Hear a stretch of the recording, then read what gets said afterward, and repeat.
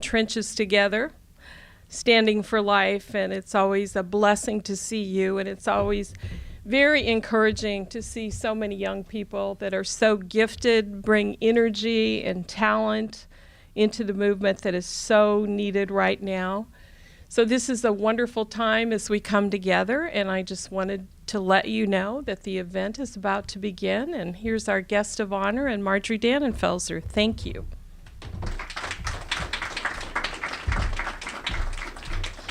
Welcome to everyone, pro-life leaders, member of Congress, former member of Congress Marilyn Musgrave, my husband, and members of the media.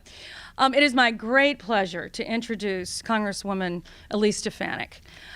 We supported her early on, which is what Susan B. Anthony, Pro-Life America, loves to do for women who are models of what it means to be a pro-woman and pro-life elected official. Well, you can say a lot of things, and I've introduced a lot of people in this town over the years. We've had galas galore. I introduce people all the time. The resumes are fantastic, but I'm going to refer to you as Elise, if you don't mind, for just a minute. You can cite the resumes, but it's very rare that you can say, I actually like Congresswoman Elise Stefanik. And it's also very rare that that as an overachiever, she's a very likable overachiever. Also a rare commodity in this town. And what do I mean by overachieving? In order of reverse importance, she's the highest ranking woman Republican in the House of Representatives. She was the youngest woman ever elected to Congress when she was sworn in 2014. She was the first woman ever elected to her district, District 20, the great district of New York 21. But most of all, she is the youngest mom in Congress, the most important thing in that list. That's not bad for a Harvard grad overachiever.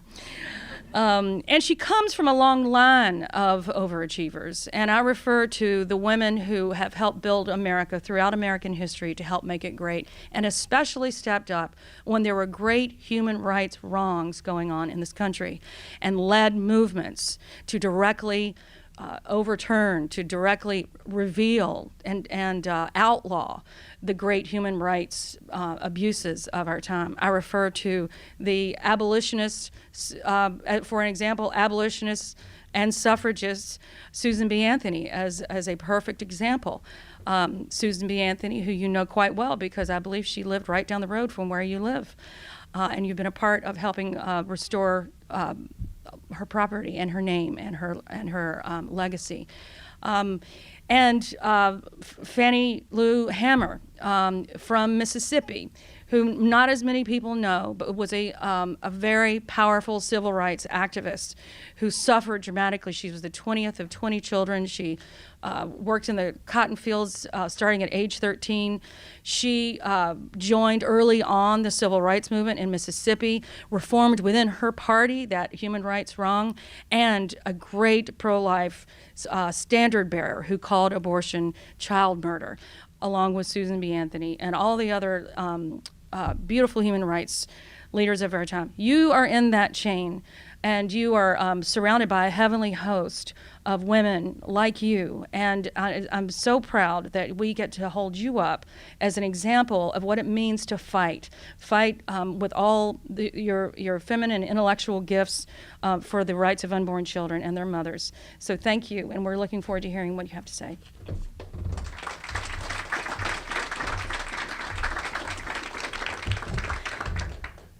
Well, thank you, Marjorie, for that kind introduction, and thank you to Susan B. Anthony, Pro-Life America, for your tireless work protecting children and mothers. You have been such strong supporters since I first ran for Congress in 2014, and it's truly inspiring to look back on all of your hard work and recognize the historic achievements in moving the life movement forward. It's truly an honor to be here with you all today on the eve of the first anniversary of the Supreme Court's historic decision in Dobbs v. Jackson Women's Health Organization. As Marjorie mentioned in her introduction, I have the distinct honor of representing New York's 21st Congressional District, where I was proudly the youngest woman elected to Congress in 2014. I was born and raised in upstate New York, the cradle of the American Revolution. My district is home to where almost 250 years ago, Brave patriots fought in the battles of Saratoga to turn the tide of the Revolutionary War and defended the very pillars of our constitutional republic: life, liberty, and the pursuit of happiness. There is a reason that life is first. New York's 21st Congressional District has a rich history of influential women leaders who fought not only for women's suffrage, but also importantly for the pro-life movement. My district is the birthplace of suffragette Elizabeth Cady Stanton, and where the namesake of this great organization, Susan B. Anthony, lived and worked as a school teacher. I'm proud to have worked to protect and preserve both her home and schoolhouse as historical sites in my district so that her legacy can continue to inspire the next generation of leaders. And as the youngest woman in history to serve in top leadership in Congress for either party, I'm proud to currently serve as chair of the House Republican Conference, where each week I lead House Republicans in communicating our conservative policy agenda to the American people.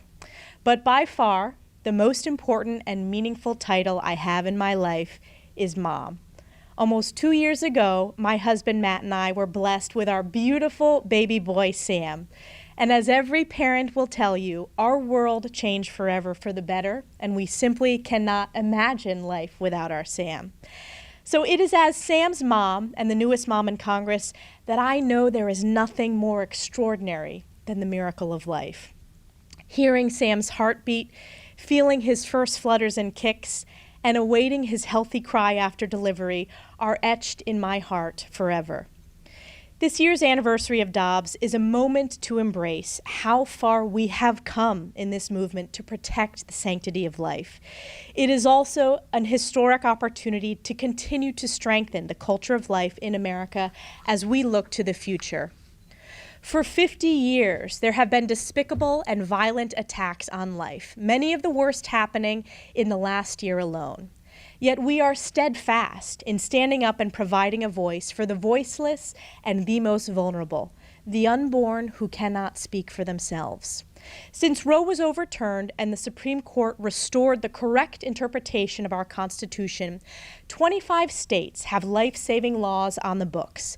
Common sense policies like parental consent laws, limits on late-term abortion, and informed consent provisions that were previously tossed aside by radical activist judges are now protected and enshrined. These efforts have protected the lives of an estimated 181,000 children. Sadly, many Americans took the opposite approach last year, and some of the worst aspects of humanity were on display.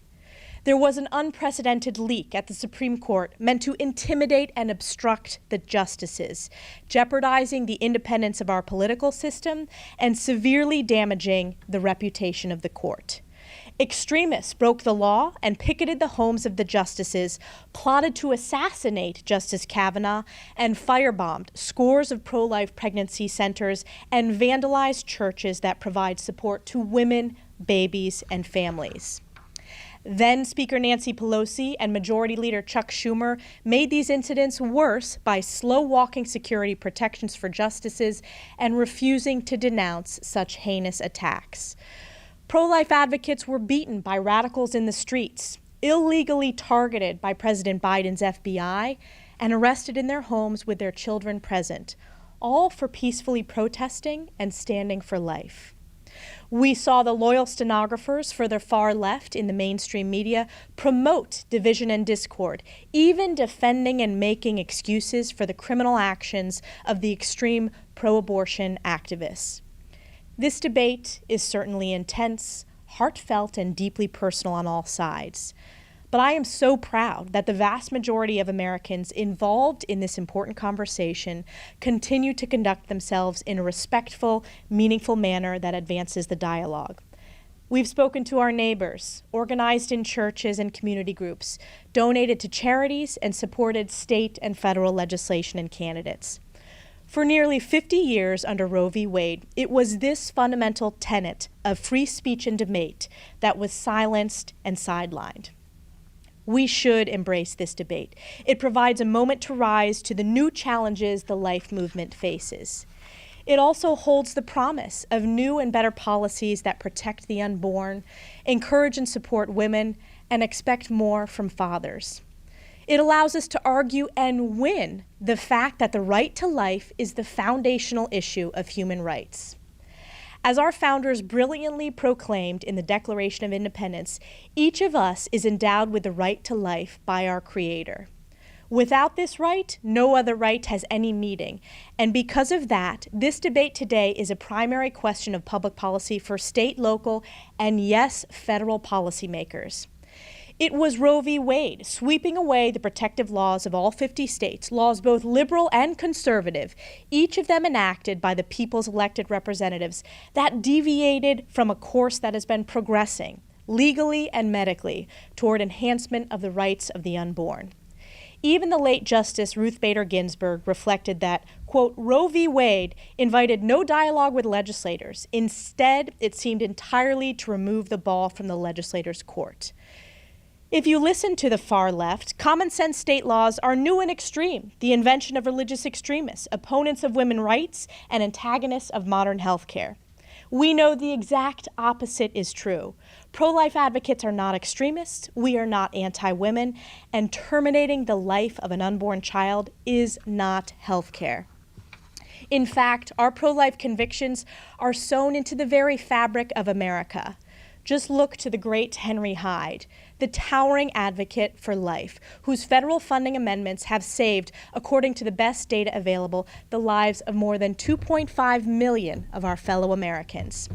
Speaking at the University of Notre Dame, and I know we have an intern from Notre Dame here today, Hyde said, quote, when the great wave of Catholic immigration to America occurred in the 19th century, Catholics didn't import pro-life attitudes. These were already here. This was the consensus, not only of the United States, but also of all civilized people.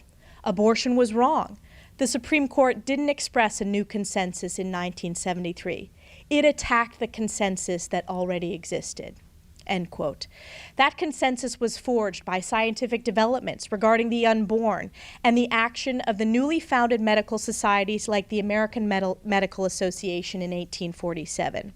Modern medicine provides further proof that unborn children are already amazingly complex human beings. At just 6 weeks, a baby's heart beats approximately 98 beats per minute. By week 10, a baby has arms, fingers, and toes and can sigh and stretch.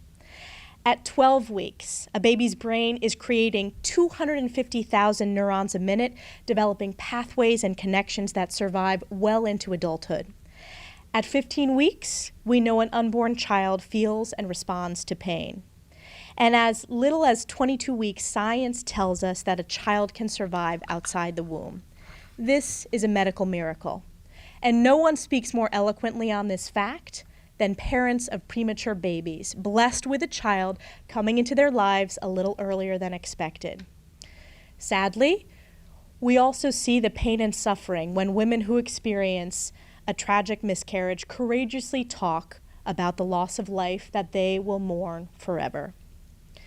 Today, pro-abortion advocates ignore this consensus and want to go far further than just enshrining Roe, putting forward the most radical abortion on demand paid for by the taxpayers up until and after birth. Within the last month, governors in 2 states have actually vetoed bills that would have safeguarded the lives of children born alive after attempted abortions. On the contrary, in the 118th Congress, House Republicans proudly passed the Born Alive Abortion Survivors Protection Act, providing health care for babies who survive abortion procedures. Yet, 210 House Democrats alarmingly voted against this bill. The extreme Democrat position of today is to oppose protecting children who are born alive, refuse to provide access to any medical care, and leave babies to die after their first miraculous breaths outside the womb. Just last year, House Democrat leadership and President Joe Biden refused to condemn attacks against crisis pregnancy centers, churches, and pro-life organizations by radical, violent, far-left activists. These facilities were set ablaze, defaced, and vandalized. It's reported that as of June 2023, there have been at least 87 attacks on pregnancy resource centers and 165 attacks on Catholic churches since the May 2022 Dobbs leak.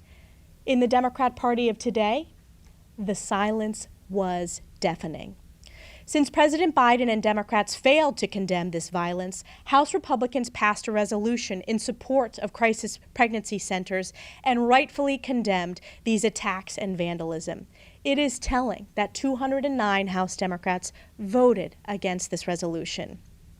The reality is that it's Republicans and the Life Movement who represent the consensus, and it is the Democrats who are the radicals, out of touch with the vast majority of the American people. The majority of the American people believe a baby born alive should be provided necessary health care. The majority of the American people condemn violent attacks on crisis pregnancy centers. And while those in the media want to portray Americans as viscerally divided on this issue, I believe there is far more consensus than the media would like to admit. A recent Harvard-Harris national poll found 72% of voters support limiting abortions at 15 weeks, including 75% of women, 70% of independents, and 60% of Democrats. The vast majority of Americans oppose late-term abortion. 60% of Americans oppose using taxpayer dollars to fund abortions. 91% of Americans support pregnancy centers and the vital material, medical, and educational support to mothers they offer both during their pregnancy and after their baby is born.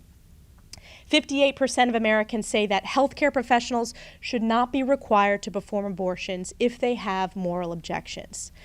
It was not so long ago that even the Democrat Party platform stated abortion should be safe, legal, and rare. And now rare is never uttered. It is Democrats in Congress and in state governments, along with the Biden administration, who are wildly out of step with the values of the American people. Less than 10% of voters support the position of today's radical Democrat Party that there should be no limits on abortion. Given this very clear consensus, we have a historic opportunity to turn our attention to enacting a federal law that protects an unborn child when he or she can feel pain. This is why I have been a proud sponsor of the pain-capable bill since I was first sworn into office. While I strongly support ensuring robust pro-life riders of course remain intact and we protect the whole Hyde family of amendments in our appropriations process that we're beginning right now, we should also turn our attention to a permanent solution and ensure taxpayer dollars never support abortions. At the same time, Standing for Life goes beyond a child's birth. The Life Movement deeply understands that we must support and lift up mothers and families. And it is why the Life Movement must continue to advocate for the value and dignity of all Americans throughout their lives, and we can do that by focusing on the evident needs of new mothers and fathers. I have been a strong supporter of the Care for Her Act, legislation establishing a commitment to care for expecting mothers and their unborn children through expanding the child tax credit, providing state and federal resources, distributing grants for housing, job training, and more. I was also proud to vote for the Pump for Nursing Mothers Act to provide working mothers the access and accommodations they need while breastfeeding while they continue to work. And I was proud to lead the effort to hold Joe Biden and his FDA accountable to ensure that new parents had access to baby formula amidst a nationwide shortage. Many working parents within my district have told me that they struggle to find childcare options that make sense for their family. That's why I strongly support the After Hours Child Care Act, which expands the traditional guidelines of federally funded daycare to evening care. And I was proud to introduce the Family Child Care Network Act to make it easier for family child care providers and home-based care to operate, especially in rural communities like my district, where there are limited child care options. And as a young mother in Congress, I am very conscientious of the importance of role models. My husband Matt and I have been just humbled by the overwhelming number of families and especially new or soon-to-be parents who have reached out to us as examples of hardworking professionals and dedicated parents. I was fortunate enough myself to have Kathy McMorris Rogers as a mentor and role model to me in Congress. Kathy gave birth 3 times while serving in the House, and I'm not sure I would have had the confidence to serve in top leadership as a young mother were it not for Kathy's extraordinary example. House Republicans are excited that later this year, our congressional family is growing and already has grown as we welcome 3 new babies with Dan Crenshaw of Texas, Max Miller of Ohio, and Anna Paulina Luna of Florida, all welcoming their first child. Everything we work toward and fight for every day is for the next generation to have life and opportunity. I truly believe that the Supreme Court entrusted all of us with the responsibility of taking an important and deeply personal issue and building consensus to provide every child, mother, family, and especially the unborn children this truly precious and sacred opportunity at life, liberty, and the pursuit of happiness. While the media and the far left want to make this about sowing division and scoring political points, I believe that the pro-life movement can and will continue to work to save more lives and support women and families. Protecting life and defending the unborn are not extreme positions. They are fundamental to human rights and the American dream. And I know the life movement will always remember our moral compass and be worthy of this fight, be worthy of this mission. Thank you so much for the opportunity to speak with you today. God bless you. God bless the miracle of life, and God bless the United States of America. Thank you.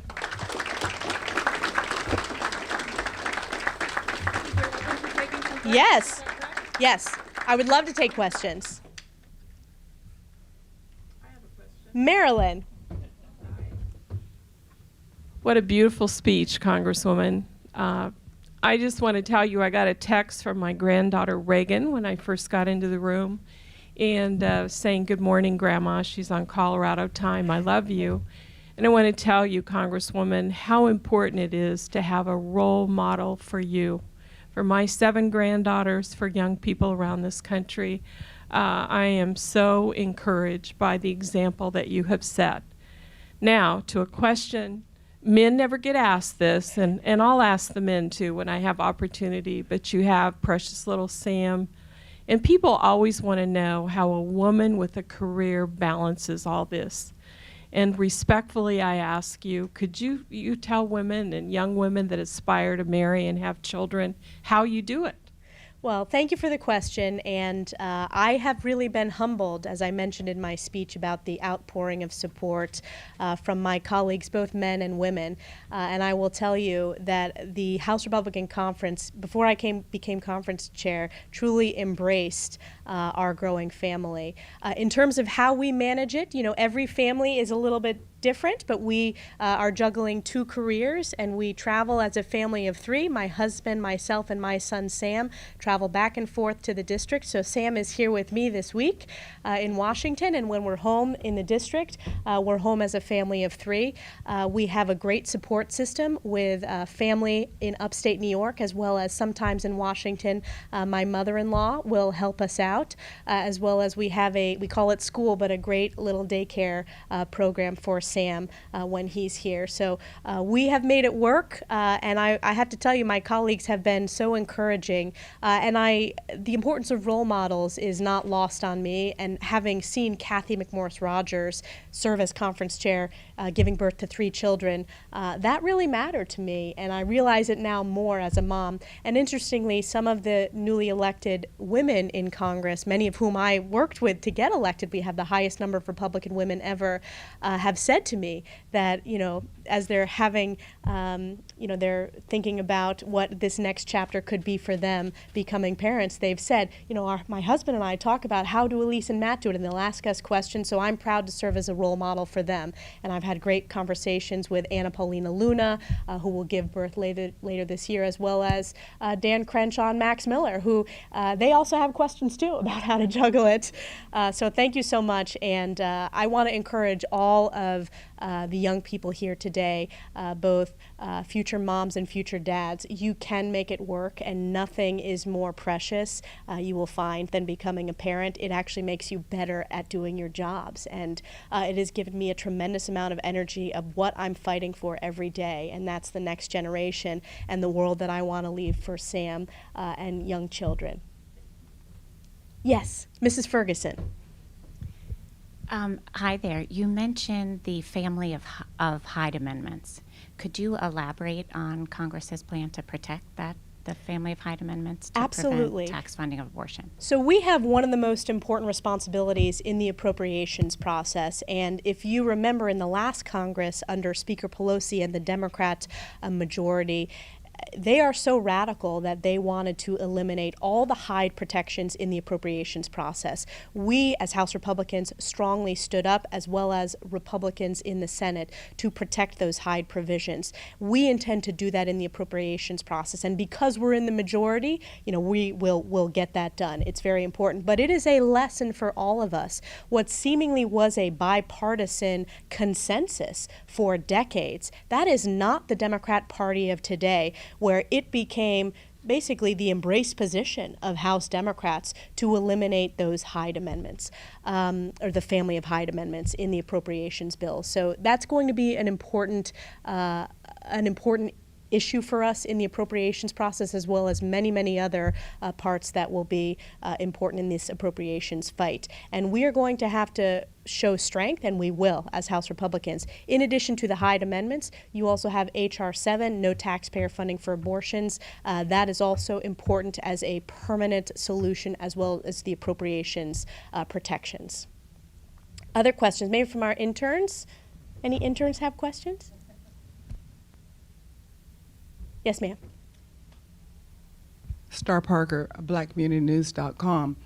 And now that Dobbs is a reality and all the numbers are coming in, we know that 20 million African American babies were washed away due to Roe, that Planned Parenthood deliberately has targeted our poorest communities. So my question is, that is more babies gone and adults, potential adults, than were alive during the civil rights movement. So my question is, are you finding anyone on the other side of the aisle in the Congressional Black Caucus and or other liberals who are representing areas to where this has been such a tragedy that are willing to work with you to protect life in any way whatsoever?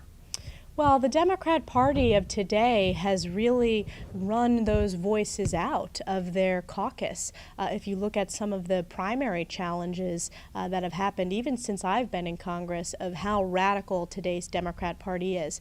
But I will tell you, what is so important to me is look to the voters, look to the American people. It's not just registered Republicans, and I went through some of this polling. It's independents as well as registered Democrats who support our consensus position, which is protecting life. They do not support the radical positions of the Joe Biden and his administration and today's Democrat Party in the House. So I believe that that is a huge opportunity for us to continue to build this consensus as we work towards strong pro-life legislation. So I always look to the people. The people are the most important voices, and it's going to be very important that they make their voices heard in the elections at all levels, at state level, in state houses, in governor's races, as well as the upcoming federal races in 2024. Thank you. Any other questions? Yes, ma'am. Hazel London, I'm with Gary Bauer, American Values. My question really, to piggyback off of Star, a lot of the minority communities find that we support life, but life after birth can be difficult. How do, to find support, having daycare and aftercare for the communities that, parents might be having to work multiple jobs and stuff like that. So a lot of times, we say that, okay, we're going to support, but how do we plan to put some hands-on and some actual physical things that we can see to bring those community in with us and to target them better? It's a great question, and one of the bills that I've introduced strengthens home-based child care as well as family-centered child care. That's certainly an issue in my district. We work with our local chambers of commerce, and they will tell you child care is one of their top concerns when it comes to making sure that they can continue to have their workforce in place. So there are Republicans leading on this issue. That would pass through the Education and Workforce Committee, because it really is a workforce committee. But I also talked about it's something that the Life community, we can and should be embracing to provide that support, particularly for our young mothers and young fathers, and particularly for our single mothers who are working as well as raising their children. This is about embracing the continuum of life. And look to the legislation that I've introduced, and hopefully we'll be able to continue to come up with other solutions, as well as the expanded child tax credit, the Care for Her Act, which we've worked with so many of the pro-life organizations on. Great. Well, thank you, everyone. Is this, yes, sir? I have a question. Sure. Ryan Foley with the Christian Post. So you mentioned a bunch of legislation, the Care for Her Act, the Pump for Nursing Mothers Act, the After Hours Child Care Act, and the Family Child Care Network Act. I was wondering, what is the status of each of these pieces of legislation? Sure. So each of those pieces of legislation have been introduced. They have not gone through, well, Pump for Nursing Mothers Act actually passed and was signed into law. The other bills have been introduced. They would have to work through the committee process. The next major focus for us is this appropriations process that I talked about. The subcommittees are already working through those appropriations bills, and that would ensure those Hyde protections. So even though you didn't ask about Hyde, that's one of the important legislative kind of pending issues that you'll see faster movement on in terms of protecting the Hyde Amendment in our appropriations bills. Yes, ma'am. I was wondering, I'm Kate Stanmore with OSD News. So a year out from Dobbs, in this new, political and legal landscape, I was wondering if you could speak a little bit to the difference between state legislators and Congress. Where does that, what is the role of Congress versus the role of a state legislator?